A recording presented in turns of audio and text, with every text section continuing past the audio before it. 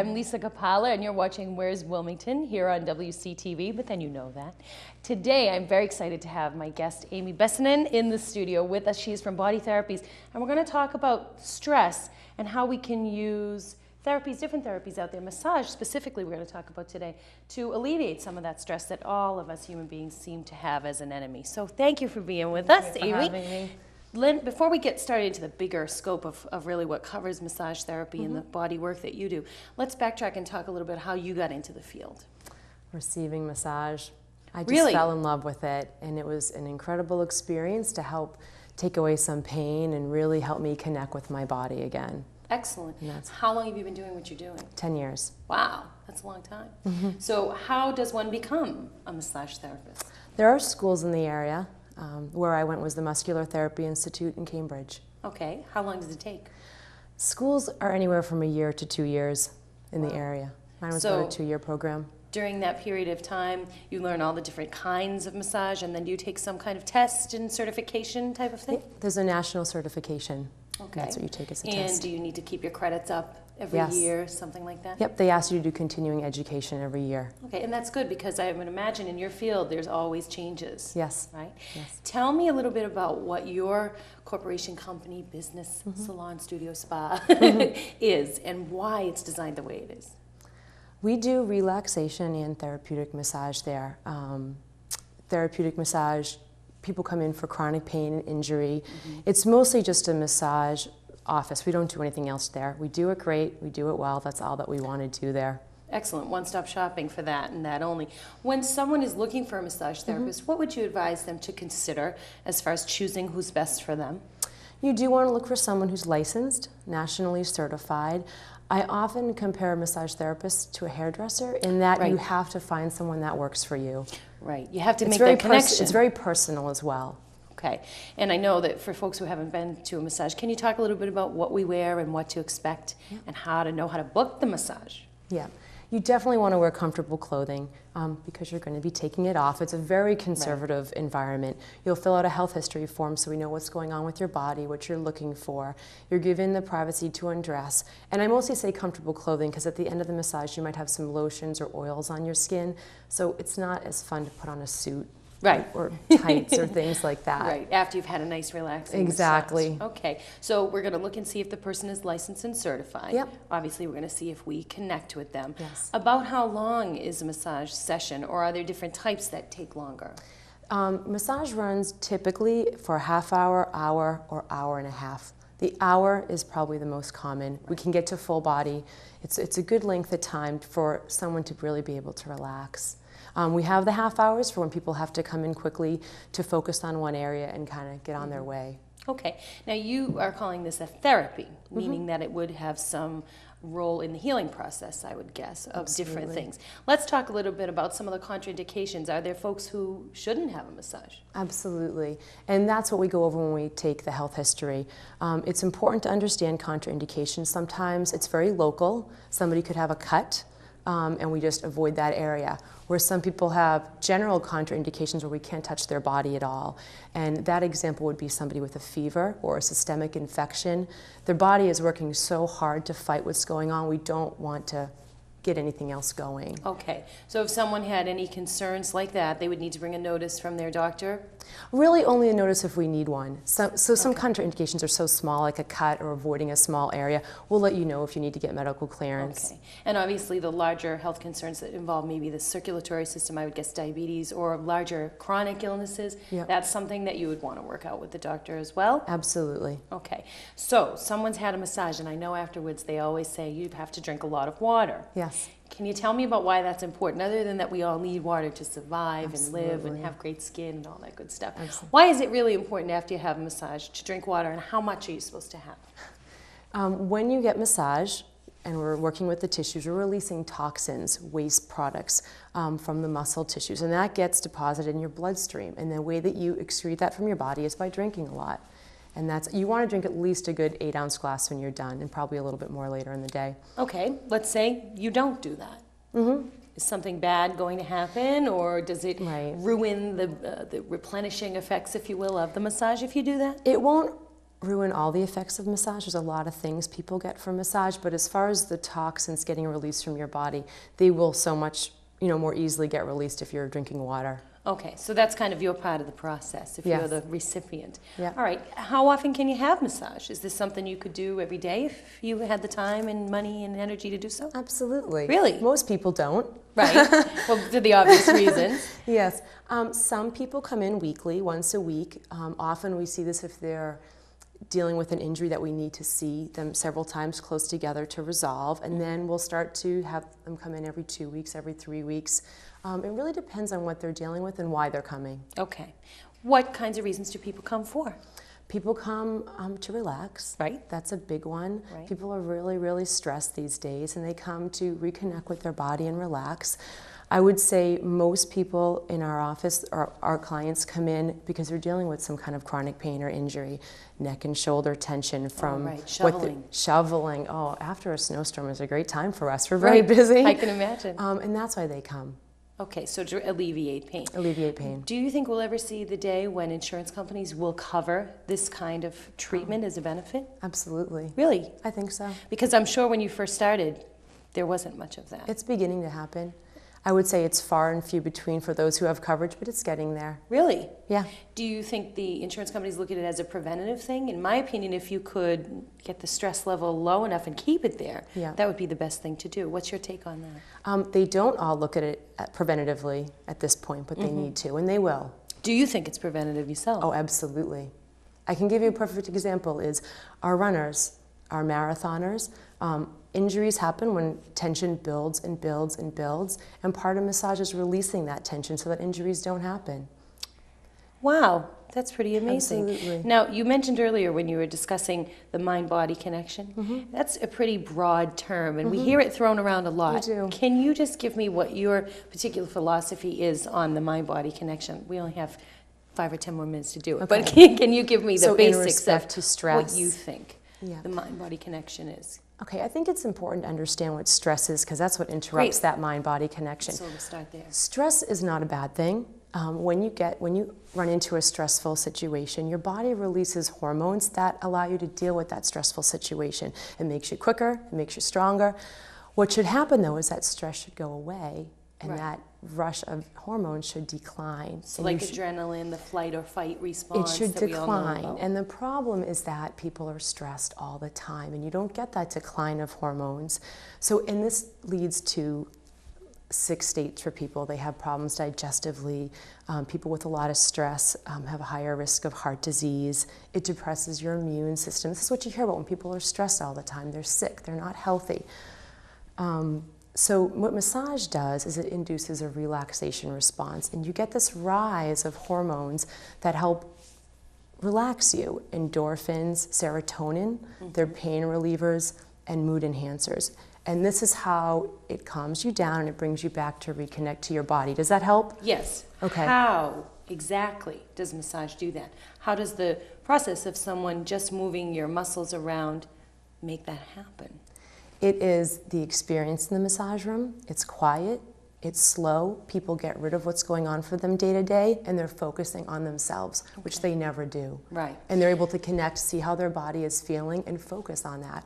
Okay. Do you feel like part of what you're doing as the provider of the service is reteaching their body how to come back into that rested state so that hopefully after they've had massage enough times they can learn to take it home and do it themselves? Absolutely. We're teaching them, we're facilitating it by setting everything up just right.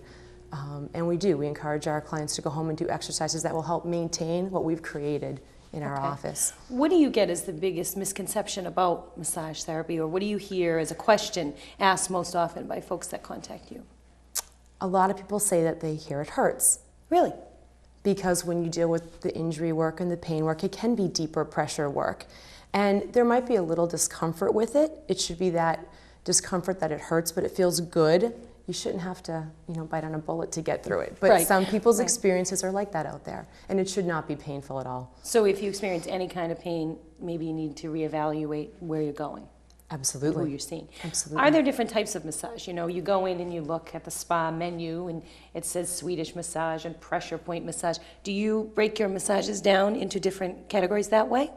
We don't. We really focus on general massage, doing relaxation work, or chronic pain and injury work. That's really what we do. We don't have a huge spa menu. We do what we do really well. Sometimes I think that makes it more confusing. It can. You know, you have enough going on without, nothing against anybody who does it this way, but you go in and you have enough going on without having to pick from all these different things. How many people work with you, Amy? 3 of us are there now, myself and 2 others. Wow. What's your plan for the future? As is right now. You like it the way it is? I do.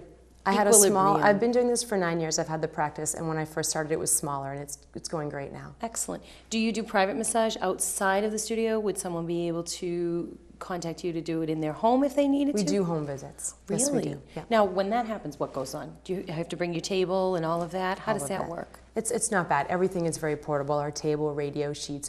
We do home visits for people that we know or through people. Right, obviously with the security concerns Absolutely. today, that makes sense. One final question while I've got you. Yeah. It's a tricky one. What is the policy on tipping when you have a massage? I know a lot of people want to ask that, but they don't know how to go about it. They do ask, and it is a gray area, and I feel for people in that situation. Right. It's not expected, it's appreciated, but never expected. Really? Does your organization, do you accept credit cards, cash, all that We stuff? do cash and check. Nice, that makes it nice and easy for you. It does. Anything final you'd like to add about either the stress or the mind-body connection, how folks can get in touch with you before we close today? Yep, they can get in touch with us by our website. It's www.bodytherapies-massage.com. And we'll put that up on the screen. What will they see when they dial you up? Oh, when they dial us? Oh, they'll see everything from our staff to what we do there. It's a great resource for finding out more about us. So it can give information, generalized information, so folks can feel more comfortable when they contact you? Absolutely. Okay. What days and times are you available to set up appointments? We're there 6 days a week. Wow. Daytimes and evenings. Okay, excellent. Well, thank you so much for being with us. Thank you for having me. I want to thank you for watching our show. We'll be back with more of Where's Wilmington right after this.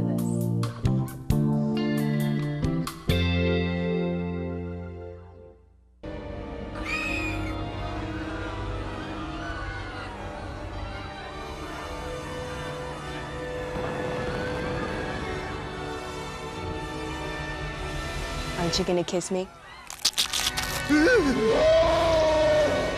I gotta go. Nobody likes to kiss an ashtray.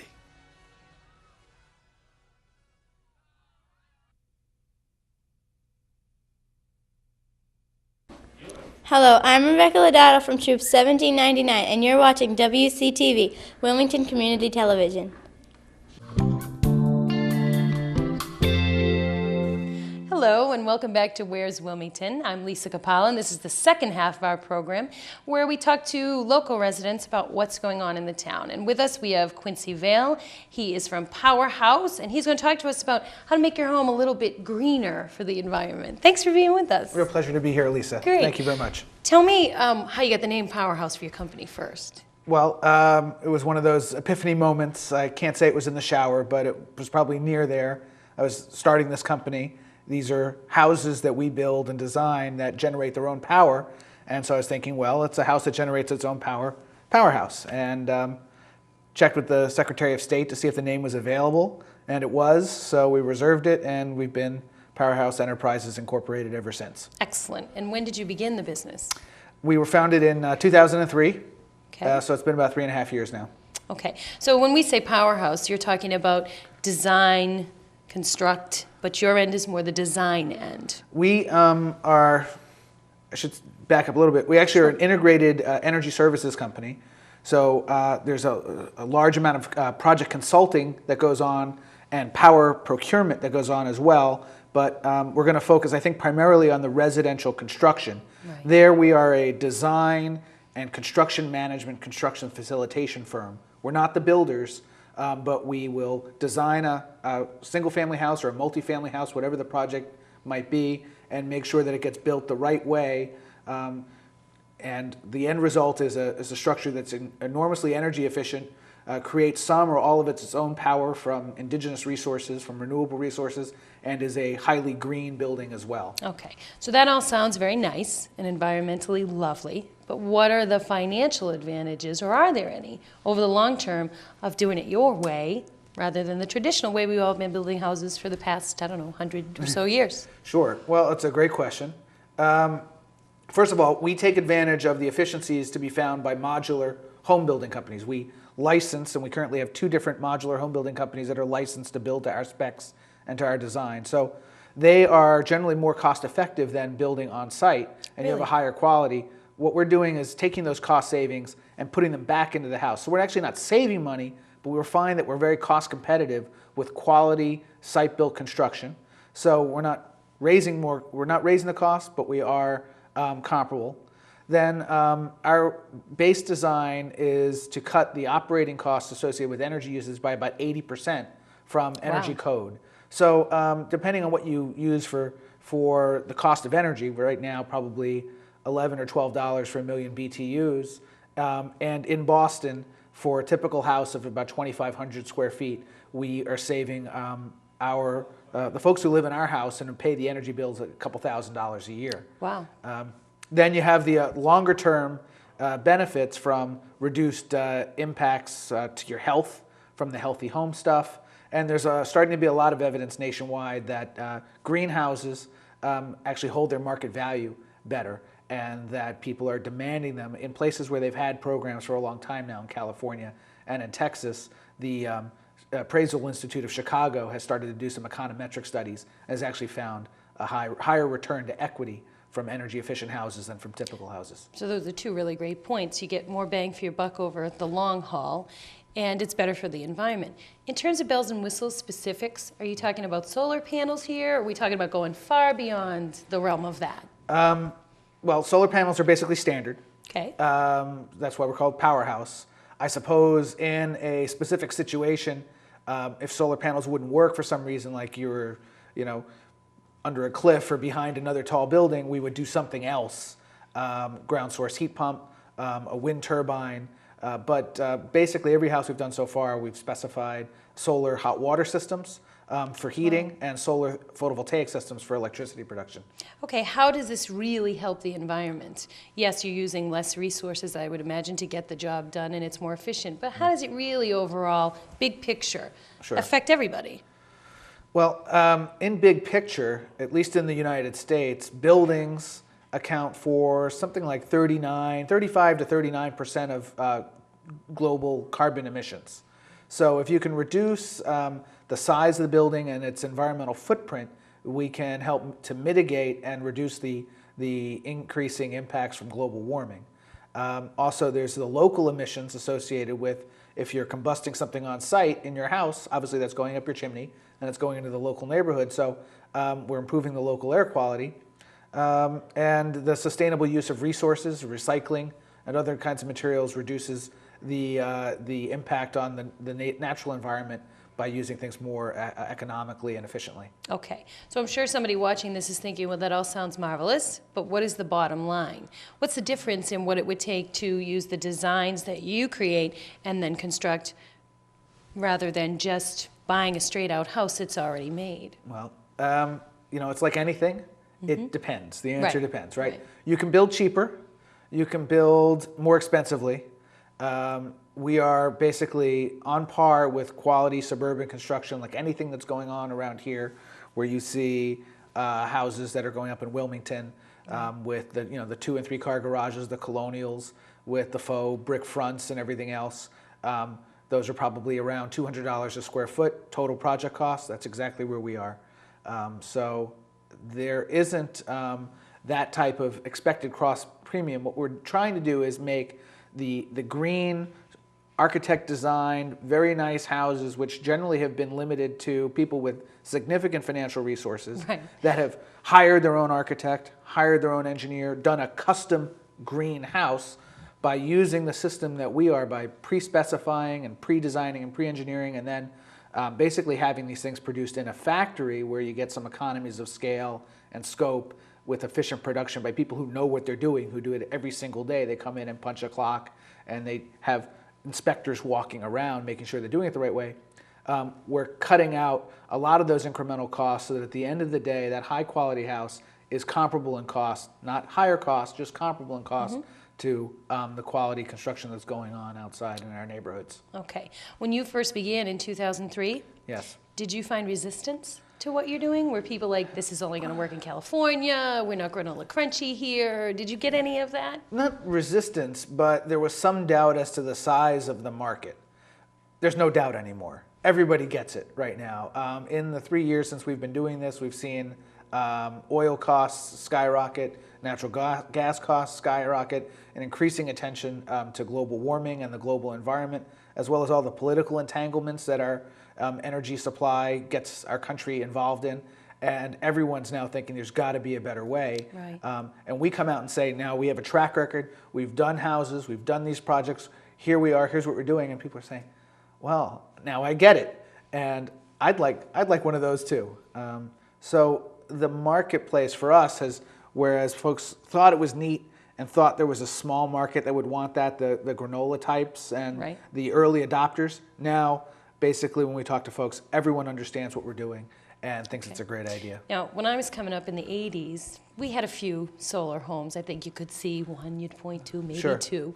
Is it the standard design that I'm thinking of where you can see the solar panels, or are they more attractive, let's say? Because it used to be you drive by someone's house, you go, oh, solar. We have a saying in the company, and we're actually trying very hard to make our houses not look like science projects run amok. Okay. Which in the 70s and 80s, a lot of these solar homes were, in a sense, engineering solutions. I mean, they worked, but they were done without attention to really design or aesthetics.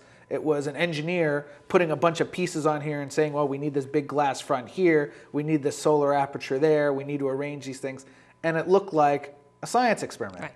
Right. Our houses, I think, we're trying to be very aesthetically attractive. For the most part, the solar systems and the passive solar design and other kinds of things like that are, I want to say, almost invisible. They are part of the skin or the structure itself. They are not cacked up on wild angles. They are part of the architectural design itself. At the same time, there's a little bit of tension because we don't want our houses to look like every other house on purpose. Right. Right. We are purposely, well, one, it would be difficult to take a colonial and have it be what we need it to be. But two, we're trying to develop a brand name and an identity. And so for that reason, we can't have our houses look just like a straight colonial either. Mm-hmm. We need people to be able to come by and say, well, that's kind of neat. We'll have pergolas or other kinds of treatments on it. And someone can say it has a certain curb appeal to it that says powerhouse without the machinery and the solar panels and other kinds of things overtly drawing a lot of attention to themselves. Okay. As far as the financing angle, where your lending institutions would be concerned, do people have to worry that maybe a powerhouse, a bank would say no, no, no? Or is it more like they would say yes, yes, yes, because it's better? So far, we've had no problems having them financed using conventional loans. One of the things I'm very happy about is we've just struck a partnership with a bank in Cambridge that's going to be providing green, energy-efficient mortgages for the purposes of our homes. That'll actually be a savings of 1 percentage point off of the typical interest rate. Okay. So there are more and more lending institutions that not only are not saying no, this is sort of a double negative, but are actually affirmatively saying yes and providing a specific suite of programs to encourage green and highly sustainable and highly energy efficient houses to be built and to help them to be sold or lent against that much quicker. So the movement is spreading. The movement is spreading. It's not just a California thing anymore. And it has come to the Northeast, and we're having a lot of success at what we do. Okay. So say I'm watching today and I think, gee, this sounds great. This is something I might want to do.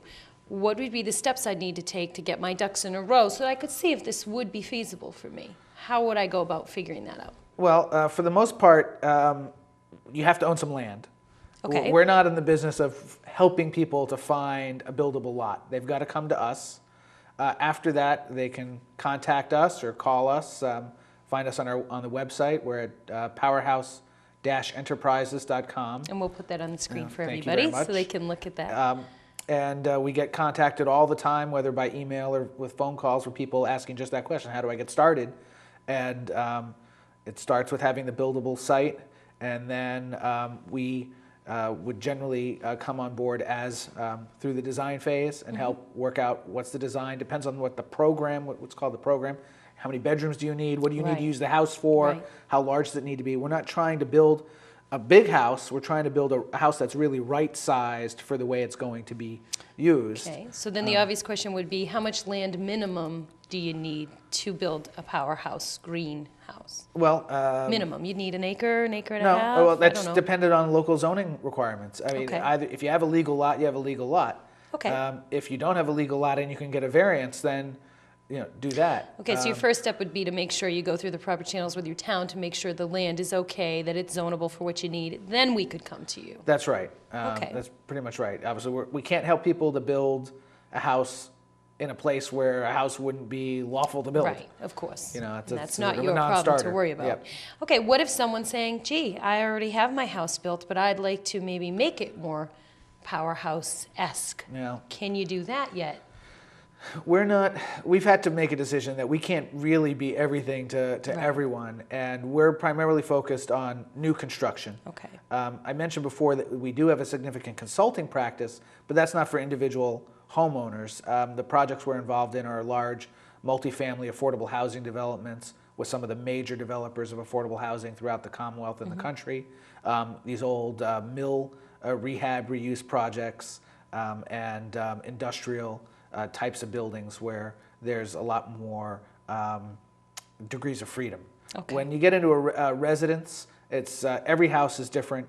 It's a lot of time involved in assessing the energy efficiency and green upgrades, and the budgets aren't really large enough in the degrees there to do what we'd like to do.